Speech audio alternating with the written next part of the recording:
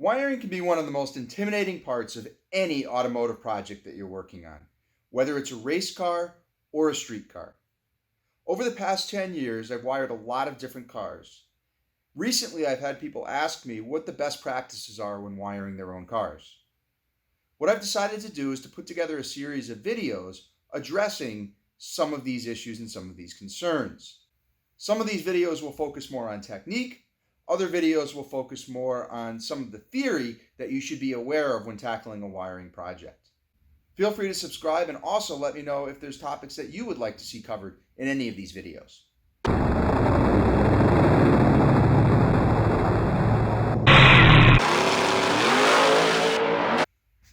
Today's topic is going to be stripping and crimping of wires, a topic that's so simple, yet there can be an awful lot of discussion about it.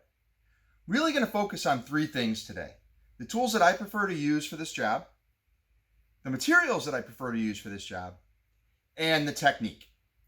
We'll also talk a little bit about why I prefer crimping wires rather than soldering wires. There is some debate over that, but I'll kind of demonstrate why these are my preferences.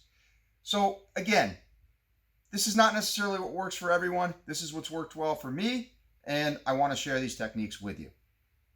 The first thing we'll talk a little bit about are some of the tools that we use, starting with strippers. When we want to strip wire, we can use a tool that looks like this. This is a specialty stripping tool. These work very well. They're fairly inexpensive. They're made by Vice Grip. And again, I'm not promoting anybody with this video. It's just what I happen to use and what works pretty well for me. One nice thing about this tool is it does have a stop on it that you can put the wire up against, and you can determine how much insulation you want to strip off that wire. When we talk about technique, we'll talk about the fact that in a lot of cases, people tend to strip too much insulation off the wire, and that can pose some problems. We're going to use 14 gauge wire for our demonstration, only because that's what I use on the majority of the race cars I wire. On some street cars, I'll use other sizes. And really what drives your wire size should be the current draw of whatever component you're wiring. We'll talk more about that in a future video. So the nice thing about these wire strippers are we can place our wire in there. It's basically one motion, and it strips off our insulation to whatever depth we set these for. A downside to these wire strippers is that they can be bulky. And a lot of times you find yourself working underneath the dash of a car where you really don't have a lot of room to get these in there. What also works very well is a combination tool like this. They're much more compact. This is actually a very inexpensive tool from a local hardware store. I think these are about $15. And these have a built-in cutter as well as an area for stripping different size wires. So we can cut the wire off to whatever length we need it to be, find the correct area for stripping our 14 gauge wire. Again, being aware of the depth that we're stripping off. Typically what I shoot for is about 1/4 inch of insulation removed, but it depends on the connector that we're using as well. And we'll talk about that a little bit. And again, these work very, very well. Another tool that we need to have is a good pair of wire crimpers. These are made by Greenlee. I've had these for a long time. Again, not promoting anyone specifically, but they have worked very, very well for me. And they also have a built-in cutter. I don't typically use the cutter as much as I used to. It's a little bit worn out, but the crimping section of this works really, really well. These work well for closed barrel type connectors. There's a different tool that we use for our open barrel style connectors. So there's a couple different tools that we actually use for open barrel style connectors, and this is one of them. This is specific to our weather pack style connectors. We also have a tool that's more specific to, for example, our MetroPack connectors, and also works well on Dutch style connectors. So let's get into material a little bit. I prefer to use non-insulated connectors. The reason I prefer to use non-insulated connectors is we shrink wrap everything anyway, and it looks much nicer that way. And in addition to looking nicer and being less bulky, it's much easier to get a good positive crimp when you are using non-insulated connectors. Now, I know a lot of people like to use the heat shrink connectors that have the shrink wrap built into them, and there are some nice advantages to those. The downside to them is very often when you crimp them, you also pierce that shrink wrap. Once you pierce that shrink wrap, you've defeated the purpose of having the shrink wrap on there because it creates an area that moisture can get inside of. So I prefer to use a non-insulated connector and then put my own shrink wrap on and shrink that. There's some technique involved in that as well. Let's talk about the process for crimping a standard style connector. This is just an eyelet connector. And this process will really apply to just about any connector that you try to work with. So again, our first technique is we want to strip the proper amount of wire. Again, for this style connector, our area that we can crimp is only approximately 1/8 of an inch. So it does nothing for us to strip more than 1/8 of an inch of insulation off the end of the wire. All we're doing by stripping more insulation off is protruding further into this area where we're going to connect the terminal and starting an area of brittleness and an area where we can get moisture in there. In addition to that, going shorter than that does not give us the area to crimp to that we need. So we really want to try to have approximately the same amount of insulation removed as the depth of our crimp area. So we're going to go ahead and strip our wire using the proper portion of the tool. And I actually like to do a test fit. I like to take the time to do a test fit. Again, this is one of those steps that taking your time on it will save you time in the long run. Your crimps will look better and they will last much longer. And this is where that debate comes in about crimping versus soldering. And I will argue that a proper crimp will be just as strong as a solder connection and actually has some benefits to it. We can even test that in a future video if anybody wants to see it. I'd be interested to do a tensile test on them and see the difference. So we're going to go ahead and we're going to place our connector over the end of our wire. We're going to take our crimping tool. Now, another thing that a lot of people don't realize is that when you are crimping non-insulated connectors, there is a proper direction to crimp that connector in.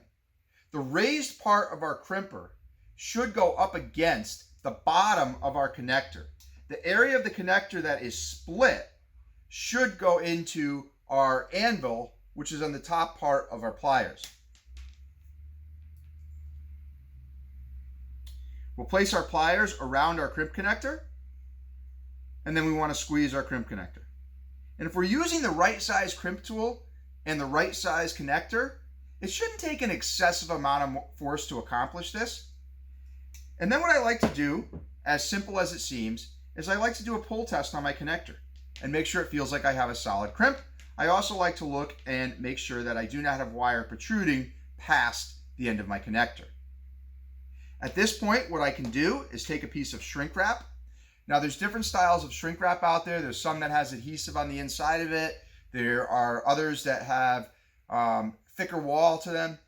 Depending on what you're working on, that will drive the style of shrink wrap that you use. Typically, in most applications, I prefer to use single wall shrink wrap because it maintains flexibility. And we'll talk more about that, but flexibility is key. So we'll slide our shrink wrap over the end of our wire. And we'll go ahead and we'll use our heat gun to apply heat until that shrink wrap shrinks tight around the wire. We want to try to apply our heat evenly. That's another mistake that I see people make. I would say avoid using open flames to do this. In open flame, you are running the risk of melting the wire, which you can also do with a heat gun. So you want to keep your heat moving around until you get a nice even shrink. At this point, the only part of this wire that's left exposed is the part that is going to go onto our stud. Now, let's talk a little bit about weather pack style connectors. So we'll also do some technique, but a weather pack style connector goes into a cavity that looks like this. These are unique in their shape, and there actually is a pair of pliers that are specific to these. You can use a tool that's used, and I have used a tool that's used for crimping MetroPack style connectors as well as other connectors on weather packs. It does work, but it has some limitation. And one of the downsides to it is it really doesn't form the top of the barrel correctly. So these are open barrel connectors, meaning that what we need to do in order to crimp these is we need to actually fold the metal of the connector around our wire in order to get a strong crimp. So again, just like in our closed barrel connector, our first step is going to be cutting our wire to length,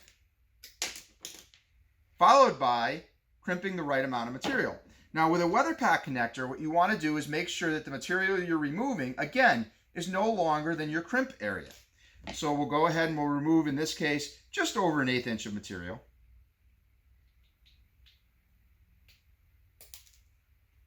Now weather pack connectors also have a gasket that we use that goes with them. which will slide into our connector.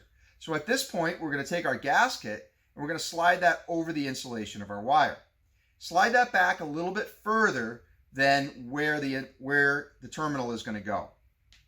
We then take our terminal and we do a test fit, just like we do with our closed barrel connectors. Now, these connectors actually have two places that we can crimp them from.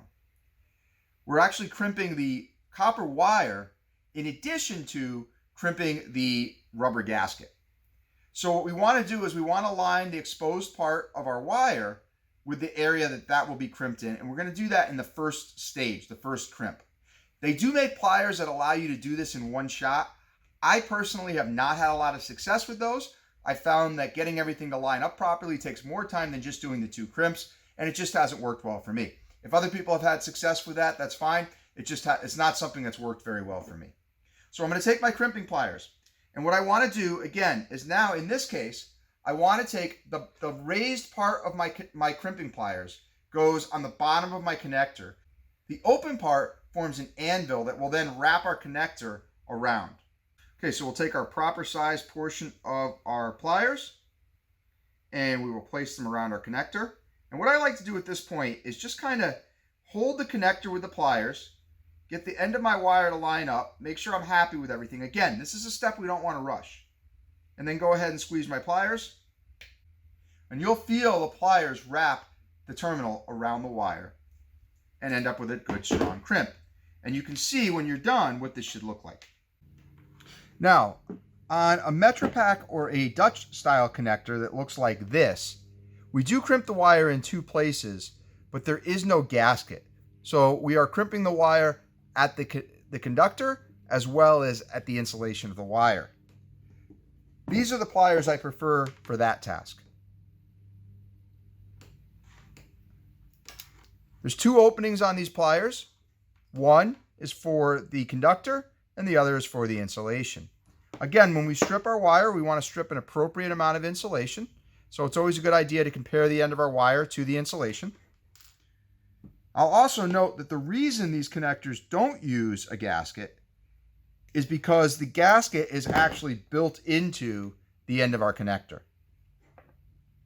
So we'll do a test fit. We'll place our wire into the end of our connector.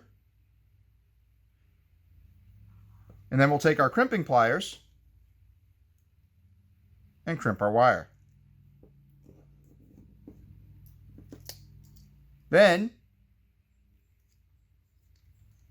crimp the insulation. Now, on this stage, we want to be careful. We want to squeeze hard enough to create a crimp. Remember, this is our secondary connection. This is our secondary anchor point of our wire. However, we don't want to squeeze so tight that we actually crush the insulation of the wire. So that's an important thing to keep in mind. This wire is then ready to be inserted into our Dutch style connector. This technique also works well with MetroPack style connectors, as well as other open barrel style connectors.